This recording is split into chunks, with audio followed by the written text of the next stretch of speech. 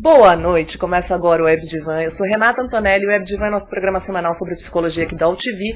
Toda semana a gente convida um psicólogo, psiquiatra, médico, profissional da área de saúde ou não para falar sobre um assunto relacionado à subjetividade humana.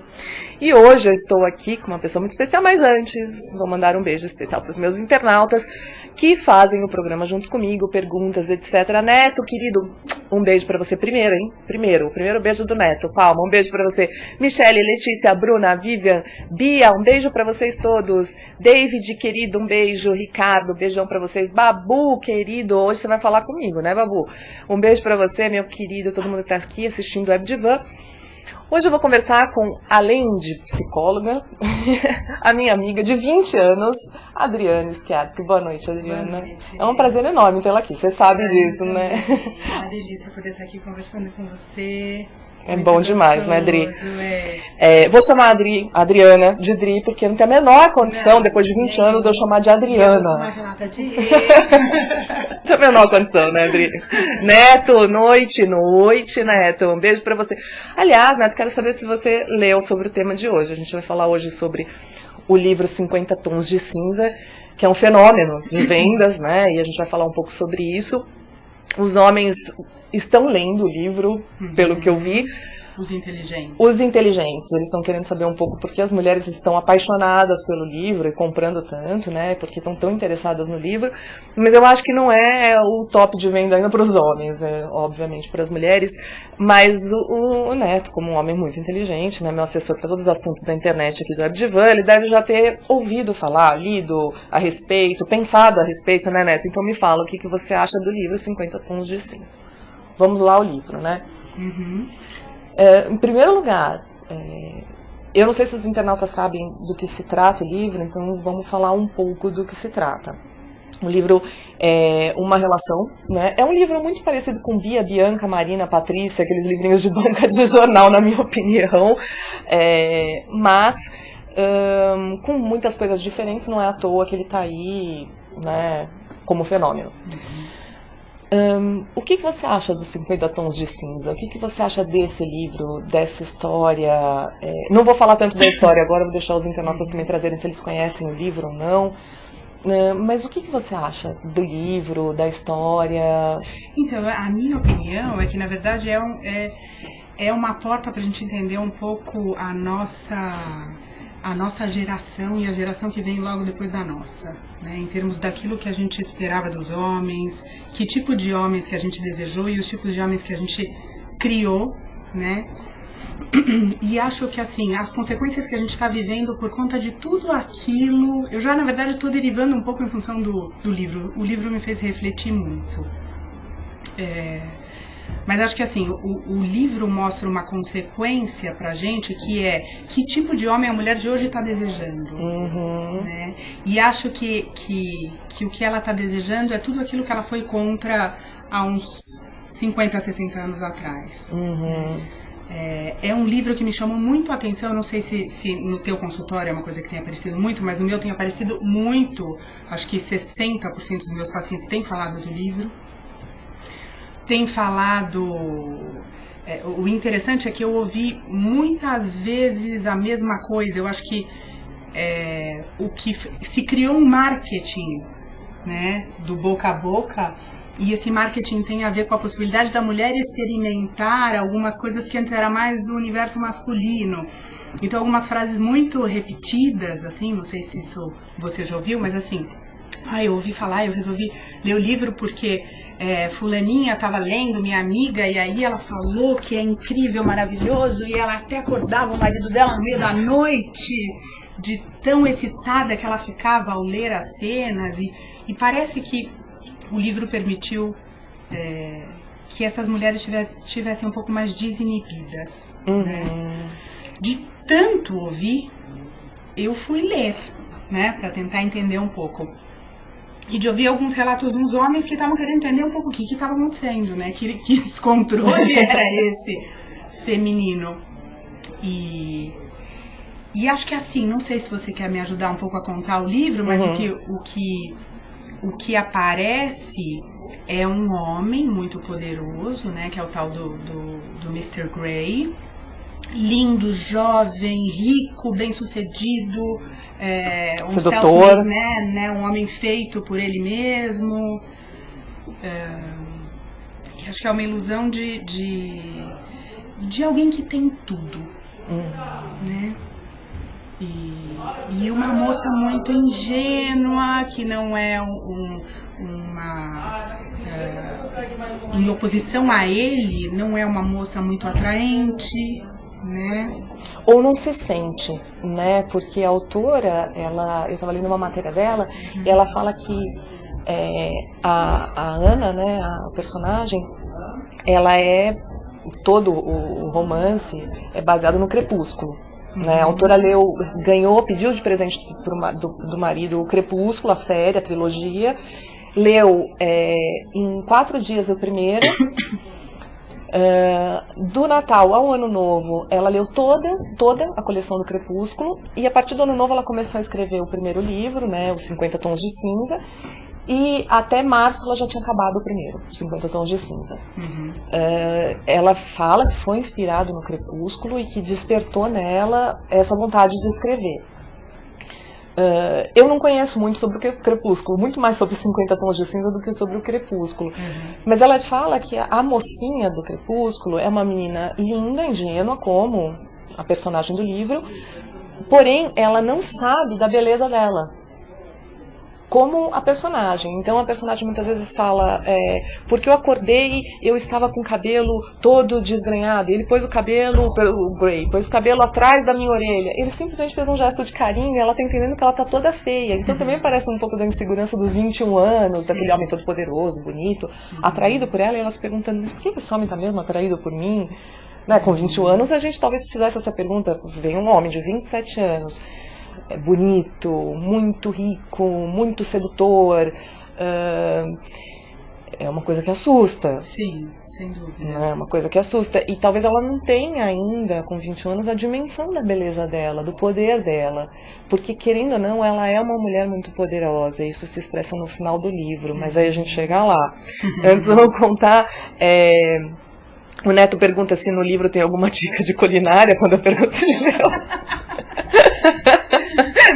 Ai, que machista. Você devia ler, né? Inclusive, você devia ler para você entender que você não vai precisar de dicas de culinária para falar com mulheres. Ele fala o seguinte, perguntaram para as mulheres que as mulheres conquistam um homem pela boca, tipo, são boas cozinheiras. Neto, lê o livro, depois a gente conversa aqui.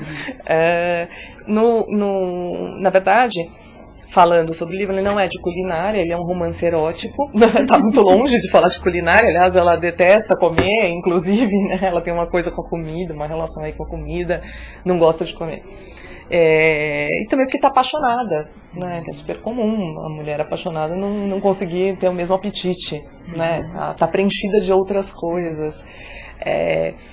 E ela é uma estudante, ela está no final da faculdade de literatura, e ela vai fazer uma entrevista com esse homem, o Grey, no lugar de uma amiga dela, e aí ele se encanta por ela. Ela acha até estranho, ela não sabe muito bem no começo o que está acontecendo, ela nem percebe que ele está encantado por ela. E aí ele vai atrás dela e eles começam a ter um romance turbulento, gostoso, muito erótico, e o livro como um todo mostra o romance erótico que eles vão desenvolvendo. Então toda a descoberta dela da sexualidade, ela era virgem com 21 anos, o que passa também muito esse ar da ingenuidade e tal, lógico, né? E da descoberta dela pela sexualidade, só que uma sexualidade diferente, né? De uma iniciação comum. Ele é sadomasoquista. Na verdade, ele hoje em dia, né, no livro, ele é masoquista. Mas o que me chama a atenção, Drina, nem porque toda a mídia, principalmente no Brasil, então foi capa da época o livro, foi capa da Veja da semana passada, da época, um mês e pouco atrás. eles colocam como um romance erótico e que isso estaria atraindo muito público. Mas ao mesmo tempo eu vejo no livro que assim, ela não tem nada de uma mulher ingênua e que está apreciando o sadomasoquismo da relação sexual. Ao contrário, ela é uma mulher muito poderosa. No final do livro isso fica muito claro para mim, que está se tratando de uma outra questão aí. Do quanto ela parece muito ingênua no começo, ela parece e é em relação ao sexo, mas ela não é ingênua em relação à vida. Ela tem muita dignidade, e isso eu achei muito bacana. Então, por exemplo, ela entra super em conflito para aceitar um celular que ele quer dar para ela, para aceitar um computador, e ele está usando e está querendo dessas coisas para controlá-la, para ter acesso a ela, mas mais do que isso, até para controlá-la. E ela, com 20 anos, que podia ver isso como, nossa, estou ganhando presentes, né? Não, ela faz questão, inclusive quando ela se despede dele, de devolver as coisas para ele. Quer dizer, ela tem ali uma dignidade no livro todo, que eu achei muito mais importante e muito mais didática, no sentido de ensinar mesmo muitas mulheres a se relacionar com os homens. Então, ela aceita e começa a conhecer, porque ela começa a conhecer o universo sadomasoquista, então ela aceita algumas práticas na cama, mas fora da cama ela não aceita nunca ser dominada. Então eu acho isso até mais interessante do que todo esse auê sobre o romance erótico, né? Então, mas o que você acha? Porque não é o que eu vi, é isso que tá te chamando a atenção, não é o que eu tenho visto que chama a atenção a maioria das pessoas. Não é, até porque o marketing é todo feito em cima do romance erótico. Então assim, a pessoa lê, quando eu fui ler, eu já estava lendo eu fui ler lendo romance erótico. Exato. Eu não fui ler pensando, nossa, deixa eu descobrir como é que é esta mulher poderosa, como que ela se desenvolve. Não, isso eu percebi lendo. Lógico, é um olhar de uma psicóloga, né? Eu não acho que é o olhar comum. O olhar comum é, nossa, ela descobriu o sexo e o melhor do sexo. E o mais interessante é que parece que ela perde a virgindade, ela perde a sua inocência, e junto com ela, milhões de leitoras, né, que se veem seduzidas por essas práticas. E a minha pergunta era sempre assim, o que faz com que uma mulher pudesse se submeter? Você está falando do aspecto da não submissão dela, né? Mas tem um aspecto de submissão. Na cama, ela se submete. Se submete para conhecer, né? E conhece, gosta e se excita com a relação de dominação até, mas muito pontual, ali para obtenção de prazer. Fora da cama ela não gosta em nada, tanto que me incomodou lendo a crítica da Veja, que fala, será que esse é um retrocesso à submissão feminina? Sim, mas está longe de ser isso. O final do livro é muito claro. Mas não é isso que pegou. Não é isso que pegou, né? Não, de jeito nenhum. O que você acha que pega? Não é isso que pegou. O que eu acho que pegou, e é engraçado porque quando falam assim, foi inspirado no Crepúsculo, o que, né? O que é inspirado no Crepúsculo? Mas se a gente pensar nessa imagem do vampiro, né, e da coisa do sangue, e do vampiro como alguém que não morre, porque a leitura que eu faço é que o Mr. Grey, ele é ele é a imagem de um homem absolutamente completo, a quem nada lhe falta, né? Então é a idealização do homem perfeito, que vai suprir a mulher em todas as suas faltas. E a impressão que eu tenho é que é como se houvesse um consenso de todas as mulheres, quase que uma histeria coletiva, não é exatamente uma histeria, mas como se fosse um consenso de todas as mulheres de que se conseguisse, se houvesse um homem que suprisse as faltas femininas neste nível, se houvesse um homem tão pleno, elas seriam capazes de se submeter a qualquer coisa. Né? Eu tenho uma sensação muito forte. E aí se assemelha ao que a gente vê no Crepúsculo. né? Porque tem a coisa do perigo da vida e da morte, né? Tanto no sadomasoquismo, como nessa ideia do vampiro. O vampiro, ele não aparece como um ser completo, mas ele tem essa coisa do inalcançável, ele não morre nunca. Então imortal já é, né, o completo. Exatamente. Então, é um outro aspecto disso. Então, eu acho que o que eu falei um pouco no começo é que acho que as gerações anteriores à nossa construíram a ideia de que a gente podia se assemelhar aos homens, né? Que a gente podia se equiparar e que a gente não precisava de um homem do nosso lado para suprir as nossas faltas. E isso fez com que a gente se transformasse em mulheres que realmente se fechasse. E eu acho que a gente hoje em dia, em função disso, tem homens que acham que não dão conta, né? Tanto que hoje em dia, não sei, a gente vê quase um modismo da homossexualidade feminina. Os homens se divertem um pouco com isso. Eu não sei muito bem como que é isso na cabeça deles, se eles entendem que a exclusão deles, né? Mas é uma coisa que me chama muito a atenção, e eu acho que tem a ver com um momento social nosso, sociológico e psíquico, né, no qual a gente realmente se equiparou, né, e a gente se frustrou com aquilo que a gente fez. Eu costumo me divertir com a ideia de que não só esta autora deve estar ganhando muito dinheiro com esse livro, mas acho que quem escreveu o 50 Tons de Rosa, né, que é assim, para o universo masculino, o homem que está carente, o homem que também deseja que uma mulher venha supri-lo, porque o homem acho que ficou tão enfraquecido também nos seus desejos, eu acho que também vai por essa linha. É como se tanto o homem quanto a mulher passasse a se relacionar com o desejo de que alguém vai supri-lo, e se a gente encontrar isso, então vale qualquer coisa, né? Dá para aceitar. Dá para aceitar, porque até o pudor foi embora, né? Isso é uma coisa divertida de se ver. E, de novo, dentre as coisas que se falam em relação ao livro até as pessoas mais reservadas estão lendo o livro. A minha manicure, ela é evangélica. E, assim, eu fui introduzindo com os anos o hábito da leitura, né? Então eu dava um livro para ela ler, aí ela me falava o que ela achou e lia e super aderiu. Então ela lê um livro atrás do outro, super empenhada. Quando eu comecei a ler os 50 Tons de Cinza, eu lembrei dela. Todo livro que eu gosto eu dou pra ela, né? Principalmente romances e tal. Eu lembrei dela, mas eu falei assim, nossa, eu vou dar, né, pra Ritinha os 50 Tons de Cinza pra ela ler. Será que ela vai curtir? Não sei, fala muito de sexo, fiquei cheia de pudores.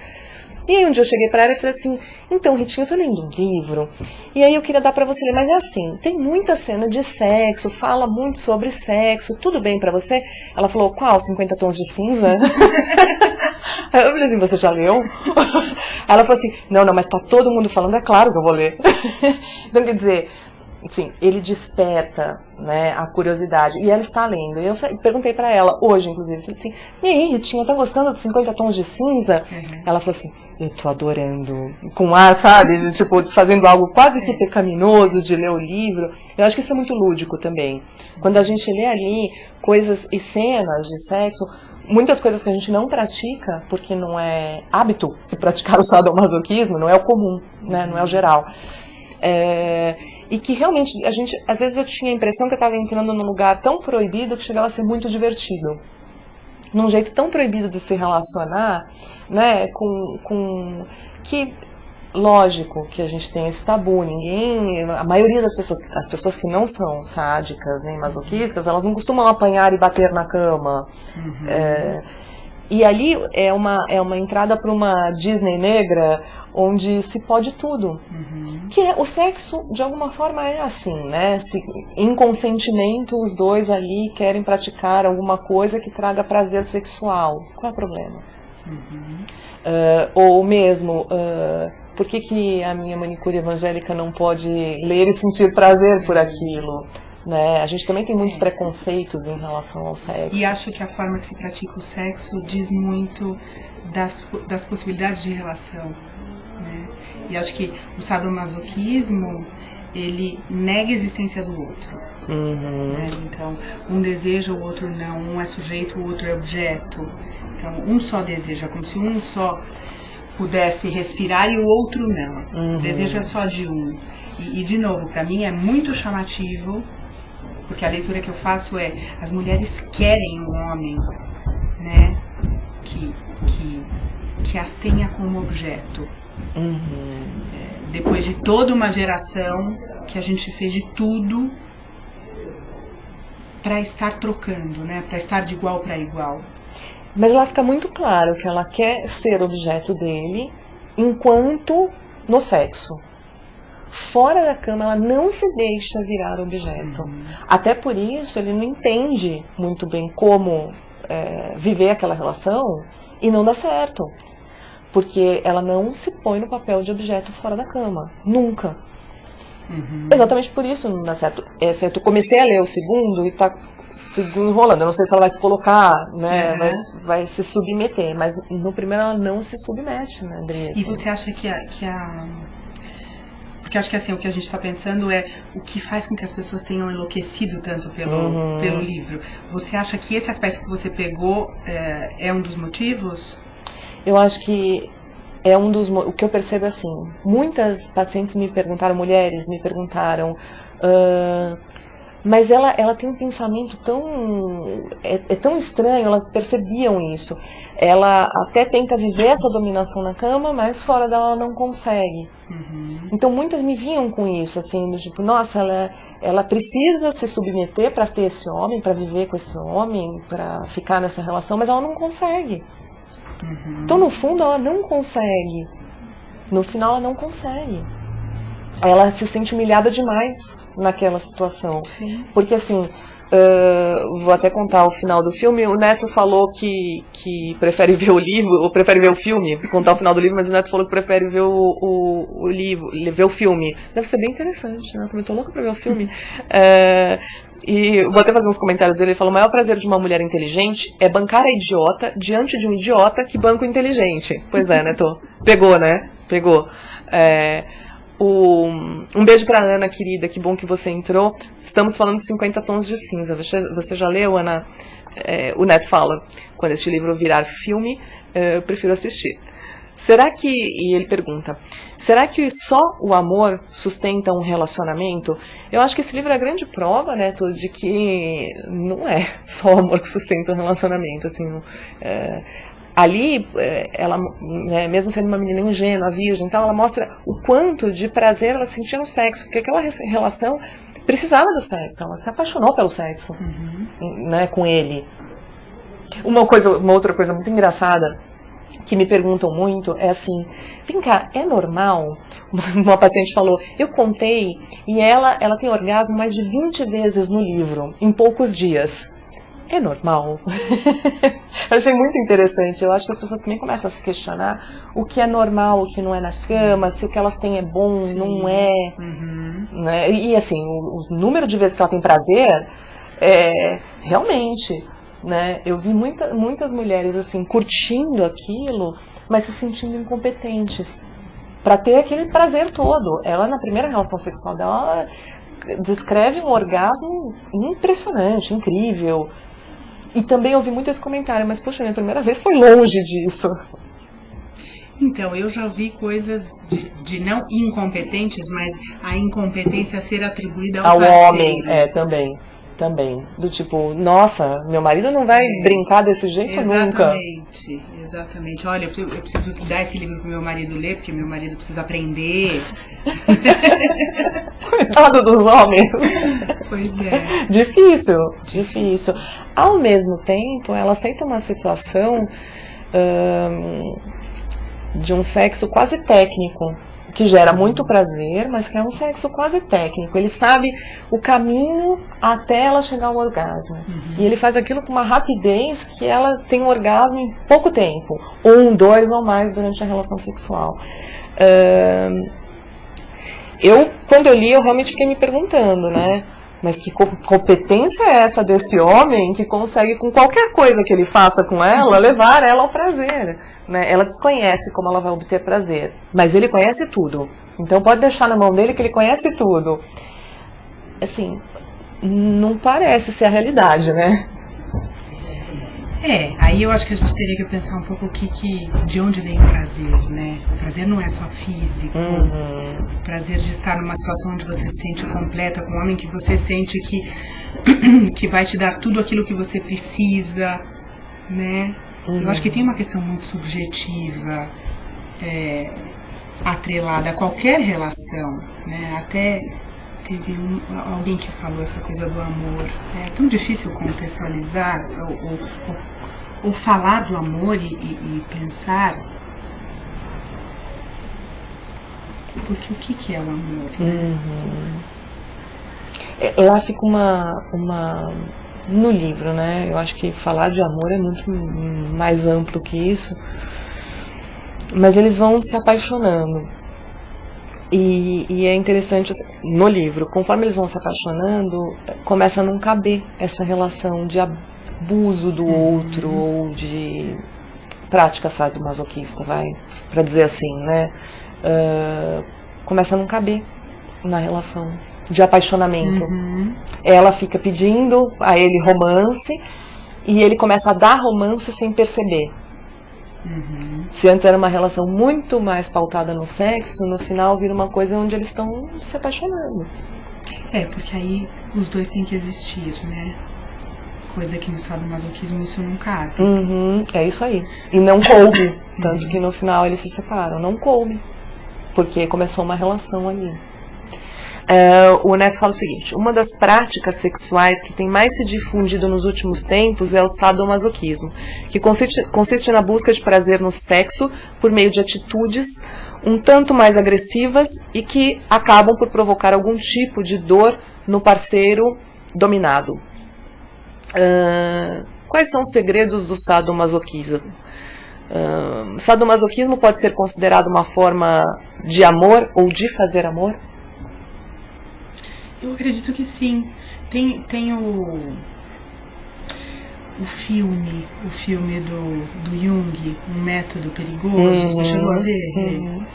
Que fala de uma das pacientes do Jung que chegou super comprometida, né? E ele começou a atendê-la, e ela tinha vivido situações de humilhação extrema por parte do pai, se eu não me engano, né?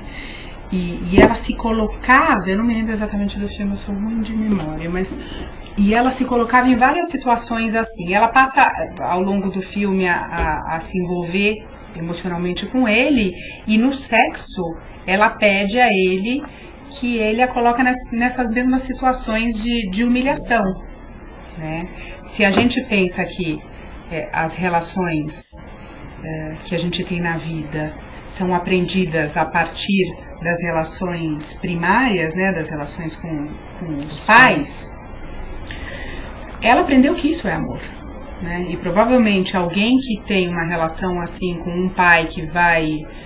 uma mulher, por exemplo, que é vista por um pai como... alguém que não serve, alguém que nunca atinge as expectativas, a chance dela se colocar em situações ao longo da vida que repitam, às vezes sem se dar conta, né? Porque quando a gente fala do sexo, fica tudo muito evidente, né? Agora... Em atitudes, às vezes não. Evidentes. E porque quando a gente está falando do sexo, a gente está falando de uma perversão. A perversão, em tese, ela mostra aquilo que a neurose esconde, né? Então, é a coisa aparecendo, é alguém se submetendo à humilhação, porque isso é amor, né? O neurótico, em situações mais neuróticas que configura a nossa normalidade, né, o que a gente entende por normalidade, uma mulher que passou por uma situação assim, ela pode passar a se relacionar com homens que ou sejam extremamente machistas, ou não deixem que ela trabalhe, ou sempre subjuguem de alguma maneira, né? Uhum. Agora, eu acho que a diferença entre uma coisa e outra é o grau no qual a coisa se expressa, né? Mas é o aprendido de que isso é amor, né? Uhum. Então acho que sim, acho que pode existir amor, não sei se foi essa exatamente a pergunta, mas pode existir amor numa relação sadomasoquista. Acho que as pessoas podem se entender muito bem e ter um equilíbrio nisso. Acho que é muito difícil mudar uma estrutura e assim, a pessoa teria que querer mudar, né? Mas é interessante, né? Porque por mais que a gente entenda que sim, obviamente pode haver amor e que tanto a relação sexual ela vai se dar de uma forma muito individual para cada casal, para as pessoas, como o amor também, ele se dá de uma forma única. Sem dúvida. Então, pode haver amor? Pode, né? Quem é a gente para dizer que não pode haver amor numa relação porque tem... porque alguém é subjugado, porque alguém domina alguém dominado, porque... Lógico, pode haver amor. Agora, eu acho complicado a violência na relação, né? No livro não é violento, não é uma prática violenta no sentido de realmente machucar o outro. Mas tem pessoas... perversão, que nem você disse, que realmente tem uma perversão, ela tem muito prazer em machucar o outro, em ver o outro sofrendo, e sofrendo, não que nem o Neto fala, um tapinha não dói, mas com muito sofrimento, né? Tem pessoas que se expressam dessa forma, fazendo com que o outro sofra, que... Aí eu já fico me perguntando, será que existe uma relação de amor onde você sente prazer em ver o sofrimento do outro? Então, se o outro sente prazer em sofrer... Por que não, né? Exato. É que as coisas não são tão evidentes no campo da neurose. E o neurótico se assusta com o perverso, né? Assim como se assusta com o psicótico. Porque a gente vê as nossas pequenas coisas... reveladas. Muito evidente e reveladas, né? Mas eu acho que em menor escala... Sim, as pessoas se subjugam umas às outras em outros níveis. É que isso é levado ao extremo, né? É muito evidente. Até aí uma agressão silenciosa muitas vezes é levada ao extremo, né? Sim. Eu costumo pensar no amor, talvez isso seja um pouco romântica na minha concepção de amor, mas o mais próximo que eu consigo pensar em conceitualizar o amor é que o amor é uma sensação que nos aproxima do familiar, né? Então, aquela sensação de voltar para casa, aquela sensação de estar num lugar confortável, que não necessariamente é conforto, porque você pode ter uma casa, entre aspas, o teu familiar pode não ser confortável, mas aquilo é o teu, né? Aquilo é a tua família, é aquilo que você se identifica, né? E o familiar pode ser sofrimento. E se o familiar é sofrimento, a chance da pessoa procurar relações que lhe tragam sofrimento é muito grande. E isto é o amor, é a possibilidade de amor que essa pessoa tem. É o que ela conheceu como amor, exato, né? Cuidado. Ela não vai se apaixonar, ela não vai amar alguém que não lhe traz esta possibilidade. Nem se isso estiver incomodando e ela procurar trabalhar esse aspecto, por exemplo, em psicoterapia, em análise. Eu acho que sim, eu acho que a análise, a gente nunca é puramente alguma coisa, né? E a análise sempre aparece como uma possibilidade quando acontece algum desequilíbrio, porque a gente nunca é só um desejo. Então, ao mesmo tempo que que a dor numa relação pode trazer o familiar, ela pode incomodar, né?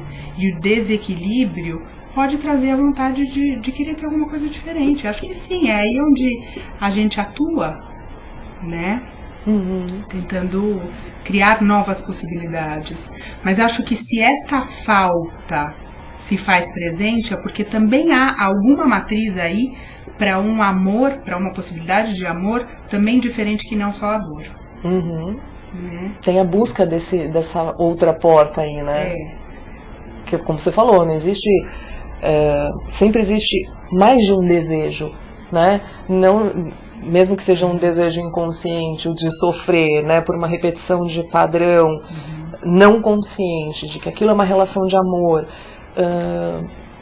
falando junguianamente. Existe o outro lado, o desejo de não sofrer numa relação de amor, né, que pode estar pode ser um aspecto mais sombrio, mas quando uma pessoa vai buscar uma forma diferente de se relacionar, ela está lidando com esse aspecto, buscando, bom, peraí, como é que eu posso me relacionar sem sentir dor? Se ela se relaciona sentindo dor e isso de alguma forma vem à consciência, o outro lado também, né, vibra. Sim. O outro lado do arquétipo também vibra. Então, sim, a gente procura, por mais que a gente conheça uma forma de se relacionar, de exercer a sexualidade, de sentir amor, de se sentir amada, a gente também conhece as outras. E muitas vezes a gente vai em busca disso, né? Como no livro, ela querer conhecer uma forma que talvez não fosse a forma, para ela não era realmente a forma, ela não conhecia nenhuma forma de sexo, mas ela já tinha ouvido falar de alguma, que não era essa, né? Essa era nova para ela. Mas o mundo desconhecido é sempre muito sedutor, né, Adri? Sim, sim. Eu acho que isso é uma das coisas que seduziu ela a entrar nessa relação também.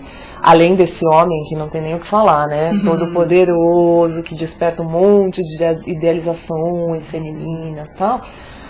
É instigante, né? Conhecer que nem eu falei, o lado mais perverso do sexo, o lado negro do sexo. Eu não sei se te despertou isso, mas quando eu li o livro, eu pensava, gente, quem sabe fazer isso direitinho assim, né? Coisa legal isso aqui. Cadê esse homem? Cadê este homem maravilhoso, né? E como você disse, ele tem muito do vampiro, né? Daquele homem que pode dar tudo, até a sensação de imortalidade, a vida eterna, e que não pode oferecer muito mais também, porque ele é um vampiro, né? Ele tem um lado mau e perigoso, como o Grey, né? Um lado porque todo você perigoso. dá tudo desde que você seja objeto, né? Você não pode respirar. Talvez por isso que a personagem não tolera. Ela não tolera. E isso foi o que você disse, né? Isso que eu achei mais incrível e que eu achei uma grande mostra de que não basta ter tudo. Se você se depara, o tudo que ela tinha não vai ser suficiente para ela se manter numa relação que ela não possa existir. Exatamente. É muito claro no final do livro, assim. Ela escolhe pela existência. E é muito interessante. E aí eu acho que em termos evolutivos de desenvolvimento do sujeito, é interessante pensando agora, né? Porque não é só o ter, é o ser, né? Não interessa ter um outro que venha me preencher, mas é o poder ser. Entender que essa falta vai estar sempre comigo, né? Que faz parte da condição humana, mas que eu não vou abrir mão da minha possibilidade de ser, do meu desejo, em função de um desejo alheio. Eu não vou me colocar na posição de objeto. É isso aí. É isso aí. Isso eu acho incrível no livro, eu acho que fica claro. Que ela não vai se colocar na posição de objeto. Quando você falou isso, eu fiquei pensando nas relações afetivos sexuais. Então, o que eu percebo é que muitas mulheres também falam, não, vou dar o exemplo das mulheres, eu não acho que isso é só do universo feminino, eu acho que isso é do ser humano, mas que numa tentativa de ter o casamento, de ter filhos, de ter completude, de ter o outro, entram numa relação em que não são, que não podem ser alguém, né? Que se submetem a muitas coisas. E eu vejo isso na maioria das relações, para falar a verdade. E mulheres muito infelizes, que quando chegam perto da individuação, enfim, perto da nossa idade, estão ali com um desejo de existência, de ser muito grande. Aí é uma pergunta. Você acha que, como você disse, a gente foi se equiparando? Você acha que de alguma forma a gente foi desenvolvendo tanto esse lado do ser, e ser independente da família, ser independente do dinheiro do outro, ser independente de uma relação, que talvez isso marque uma dificuldade muito grande das pessoas se relacionarem, ou não? A gente precisa aprender sempre a se relacionar sendo. Sim, acho que a gente exagerou na dose, né? Porque se você se propõe a suprimir através da tua ação o lugar que o outro tinha em você, né? Então, se antes eu mulher ficava em casa para cuidar dos filhos, e meu marido trabalhava, e aí diante de uma situação qualquer, eu dependia do meu marido 100%, né? Se meu marido não tivesse mais, se eu me separasse, se meu marido falecesse, enfim, o que ia ser de mim? Eu acho que a mulher, ela passou a querer depender só de si mesma, e aí, em função disso, a possibilidade de relação vai diminuindo. E é o que vem acontecendo, acho que na nossa sociedade, né, de maneira geral. As pessoas têm se tornado cada vez mais autocentradas, as possibilidades de troca, apesar da gente poder se comunicar muito mais, eu não sei o quanto os casamentos duram menos, né? As pessoas se envolvem menos, as pessoas têm muito menos vínculos duradouros, as pessoas mudam muito de emprego, né? Você não acha que a gente foi para uma tendência narcísica do ser? Então, para eu ser, né, para eu sentir e praticar a minha existência,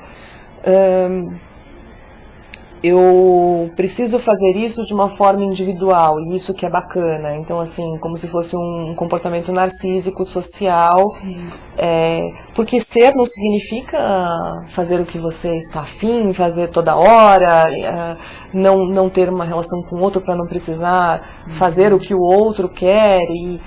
Mas por que isso tira a sensação de existência a hora que você faz algo em prol da família, dos filhos, do marido, né? Eu vejo que a gente tem um comportamento mais narcísico mesmo, de como se ser fosse ser para você mesmo. Como se a gente tivesse perdido um pouco a ideia de união mesmo com o todo, com o self, onde a gente não é uma existência única. Eu não sei se a gente pratica muito a questão da existência única. Bom, enfim, né, que a gente está num mundo narcísico, numa época narcísica, nos anos muito narcísicos aí da consciência. A gente está, mas talvez a ideia do que é existir esteja muito narcísica, no sentido de que você precisa ter o seu desempenho melhor, você precisa ter a sua vida melhor, o seu. Por um lado eu vejo, né, até eu estava dizendo isso no programa passado, que a gente tem um movimento já de uma consciência social, de existir enquanto sociedade, existir enquanto self mesmo, que a gente pode, todo mundo crescer junto com o crescimento de uma pessoa, todo mundo está crescendo junto, o mundo está crescendo junto. Mas é claro o narcisismo social, né, atual, contemporâneo. Mas eu acho também que tem a ver com essa coisa da completude, né, de dizer que as pessoas elas têm feito, a gente faz propaganda da gente mesmo, a gente tem que ser completo em todos os sentidos, então a gente fala do outro e o outro tem que estar sempre bonito, o outro tem que estar sempre bem, ele tem que ter o melhor trabalho, ele tem que ser o atleta, como se realmente a gente negasse a nossa falta, Né? E eu acho que isso é em todos os sentidos. Por isso que me chama a atenção, né? Isso é uma coisa muito geral. Todo mundo passa a negar a falta, como se não tivesse. E se você não tem falta, como é que você encaixa no outro? Né? Porque o outro encaixa aonde te faz falta. Então, mas isso não é uma ideia do compre o que te falta? Então, assim, uma ideia até do capitalismo. A tua falta pode ser preenchida por você mesmo, desde que você tenha dinheiro. Então você pode comprar medicação, terapia, você pode comprar tudo para preencher. Mas é engraçado, porque o capitalismo, ele perverte a visão da falta, porque a gente olha para uma pessoa e vê, nossa, a Renata tem esse computador, a Renata tem essa cadeira, a Renata tem, e quando a gente olha para o que a Renata tem, a sensação que a gente tem é que não lhe falta nada. Mas pensando a partir da psicanálise, a Renata tem a cadeira, a Renata tem o programa, a Renata tem o computador, a Renata tem isso, isso é um reflexo da falta, né? Tudo isso vem evidenciar, né? Exatamente, vem evidenciar, vem suprir o buraco, né? Só que a gente finge que é o contrário. Eu tô linda, na verdade, porque não me falta nada, porque eu acordei linda, maravilhosa, todo dia. Imagina, eu não passo maquiagem, não me penteio, nada, eu acordo maravilhosa todo dia. E não tenho intenção nenhuma. Nenhuma, não tenho intenção nenhuma. A falta nunca se evidencia. E aí, como é que a gente faz os encaixes? Quem encaixa no outro? Por isso que é muito interessante, né? Porque apesar, eu tô falando do fenômeno do livro, apesar da gente estar nesse, um querendo vender pro outro que nada falta, ao mesmo tempo, chega um ser aí que parece que vai suprir em todo, e aí a gente sucumbe, eu tô falando do universo feminino, sucumbe a este ser, né? E abre mão de tudo, quase tudo. Quase você tá tudo. Falando porque eu fiquei muito nisto que a maioria das minhas pacientes mulheres trouxeram, né? E às vezes eu vejo algumas coisas postadas no Facebook, do tipo, obrigada, Mr. Grey. Verdade. Que ótimo. Fala, você tá carente, né? Você tá reclamando. Essa é pura carência sua, querido. Um beijo pra você, meu amor. Ele tá no Linha Direta. Ele fala o seguinte, muitas vezes certas palavras, a gente tá falando da questão da agressão silenciosa, quando ele escreveu isso, muitas vezes certas palavras devem doer muito mais do que um tapa. Por exemplo, deite-se que vou lhe usar. Um tanto quanto brega, né? Retrô. Qualquer coisa do tipo. Não é muito... Não ia virar um best-seller. Não ia virar um best-seller. Falo, porque assim... aliás, né? Vou perguntar pra Adriana aqui, que eu tenho intimidade pra fazer essa pergunta com ela. O que você acha do nick, do Fallos Day? Fallos Day. Nickname. Fallos Day. Depois eu te explico o Fallos Day. É tão sugestivo, Fallos. Mas é interessante isso, né? Olha o quanto revela a falta e a carência, né? Ele fala assim, ele tá tentando falar, já tentou falar 3 vezes comigo, né, Fallos? Mas como ele tá no Linha Direta, eu fui respondendo por escrito e não tinha lido o que ele tinha falado. O chat era mais participativo, agora tá devagar. Ele tá na falta dele. Ele tá na falta dele, tá tentando chamar atenção, Paulo. Então se você continuar, eu vou te analisar, tá? Porque eu já te conheço, ó. Um beijo pra você, querido. É interessante porque, assim, no consultório eu tenho 2 homens que leram o livro, quer dizer, a minoria, que leu o 50 Tons de Cinza. E um deles falou exatamente aquilo que a gente brincou no começo do programa. Eu li para saber mais do que as mulheres querem.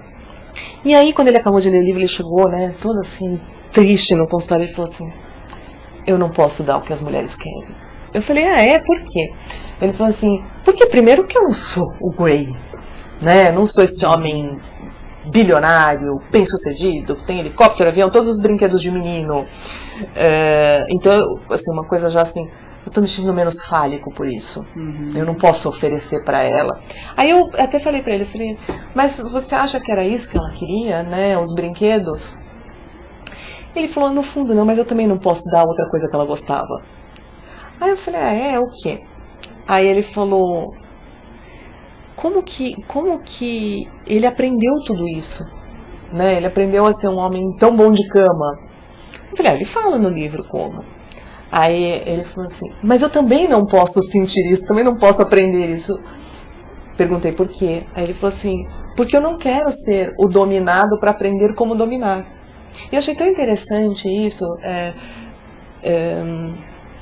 É lógico, ele não tem esse perfil, ele não sente prazer com isso, não passaria por isso. Mas ele se sentiu totalmente impotente no final do livro. Quer dizer, eu não posso aprender como ele aprendeu, porque eu não vou entrar numa relação masoquista para aprender a ser sádico depois. Não vou praticar o sadismo e não tenho o poder social que ele tem. Dinheiro, avião, helicóptero, etc. De alguma forma, eu acho que se fosse homem e tivesse lido o livro, eu também iria me sentir muito impotente. Pois é. Mas é interessante a análise que ele faz. Primeiro nesse sentido, que eu acho que vem de encontro com aquilo que eu estava falando, que realmente os homens passaram a se sentir impotentes, porque eles não veem uma entrada, né? Onde é que eu entro? Que falta que eu supro? Né? Eu vou mandar flores, ela deve ter a casa cheia de flores, né? Vou mandar uma joia, mas ela se cobre de joias. Que falta que essa mulher tem, né? Como é que eu posso preencher?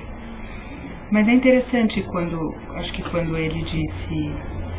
Eu não quero me submeter a uma relação de tudo ou nada, né? Eu acho que ele estava falando de uma relação de troca. Aquela relação para ele não era uma relação de troca. E acho que essa histeria coletiva é fruto desse pensamento absoluto, né? Como se numa relação uma pessoa viesse a suprir a gente, essa loucura da paixão, né? De achar que... Pronto. Uma coisa acabou com toda a angústia, né? Pronto. Que aquilo vai te suprir em todos os aspectos. E isso não existe. Mas é uma grande busca, né? Que eu acho que é a busca, eu costumo pensar que é a busca de um estado original no qual a relação que a gente, né, a relação primitiva com a mãe, onde você não sabe mais nada, você nem entende o que é, você se supre, você nem sabe de onde vem, né? Sabe que o prazer chega, né? Você sente a dor e o prazer, a dor e o prazer. E o prazer chega sem... Você começa a conceitualizar a imagem de um ser, né, capaz de suprir toda a minha dor e todas as minhas faltas. A gente fica em busca disso o resto da vida, né? A gente precisa entender que não tem, sem deixar de desejar, né?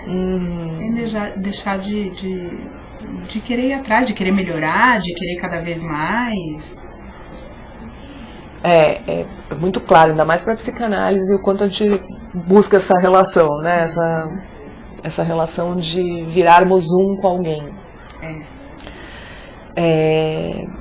E acho que a gente faz isso o tempo inteiro, e não só nas relações amorosas, onde a gente tenta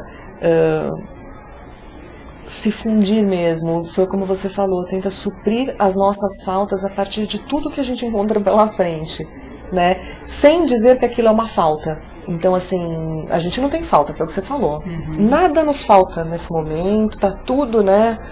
Tudo perfeito, a gente não revela a falta, nem pra gente mesmo. E eu gosto muito do pensamento dela no livro, porque ela sabe da falta o tempo todo. Então, por mais que ela esteja apaixonada, ela revela o que falta para ela. Então ela fala, tá muito bom isso aqui, isso que aconteceu agora é muito bom, isso que o Gray fez é muito legal, mas para ela sempre falta. E ela deixa claro o que falta. É lógico, o que eu tô te dizendo, tanto disso, dela ser uma mulher poderosa, quanto ela revela as faltas dela no livro, como uma visão psicológica do que estava acontecendo ali, de como ela se coloca, claro, não é uma visão geral do livro, mas eu acho que isso toca, sim, quem lê. Não só a questão sádica, masoquista, o bom sexo, o homem incrível, mas uma relação onde você parece ter tudo e você pode falar das faltas que você tem. O livro também traz isso. Assim, você pode não estar feliz com o Gray, tudo bem, ele não é perfeito, né? Ninguém é. E tudo bem você dizer sobre suas faltas, falar que daquele jeito você não quer, ou que não tem tudo, você não tem tudo. Porque isso é diferente da paixão, né? Principalmente a paixão de 21 anos, de primeira relação sexual, onde a mulher realmente acha que tem tudo naquela relação. Uhum. Isso eu achei bem diferente, achei moderno até, né? Tipo, eu sei que é uma relação ótima, que é um cara incrível, mas eu não acho que eu tenho tudo. E não porque ele era sádico só, mas porque ele não podia dar o romance que eu estava buscando na relação. O romance precisa de troca. O romance precisa de troca.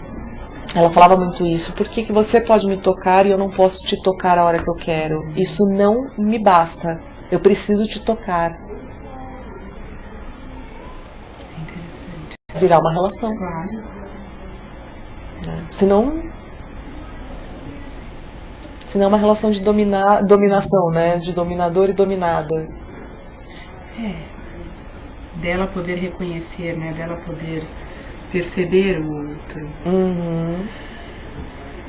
Mas é interessante pensar por aí, né? Porque a possibilidade de que ele também tenha se envolvido com ela efetivamente. Ela não ficou no objeto, né? E ele se envolveu efetivamente. Mas porque ela saía do lugar de dominada. Toda hora. Fora da cama. E isso foi o que trouxe pra ele o envolvimento. Então, assim, ele até conta que ele teve outras mulheres, né? E que era tudo muito diferente dela, porque ela não se submetia. E que pra ele ela era mais complicada, mas foi por ela que ele se apaixonou. Interessante, né? Até se a gente pensar naquilo que a gente estava falando, que do amor como um familiar, né? Ela enquanto aquela que não se submete, e ele aprendeu a ter relações, né? Primeiro sendo submetido para depois submeter. Ele aprendeu dois polos diferentes da mesma relação, mas é como se ele tivesse entendido que isto é se relacionar, né? É isso aí, ele não viu pela troca, ele viu pelo primeiro como dominado, depois como dominador, não pela troca. Exato, então, não tinha possibilidade de troca. Mas eu acho que o lado dele que se apaixona teria que se submeter em relação a ela. Ele faz isso. Então, né? por isso que não acontece. Exatamente. Quer dizer, uma relação sem troca não existe, né? Ou existe mesmo sem troca? Você acha que é possível a gente se relacionar? Eu acho que qualquer coisa é possível. Eu acho que qualquer coisa é possível. Acho que as pessoas encontram equilíbrios em modelos de relação tão diferentes. O que é o equilíbrio nesse sentido? A satisfação naquela relação? O que é, né? O equilíbrio eu acho que é...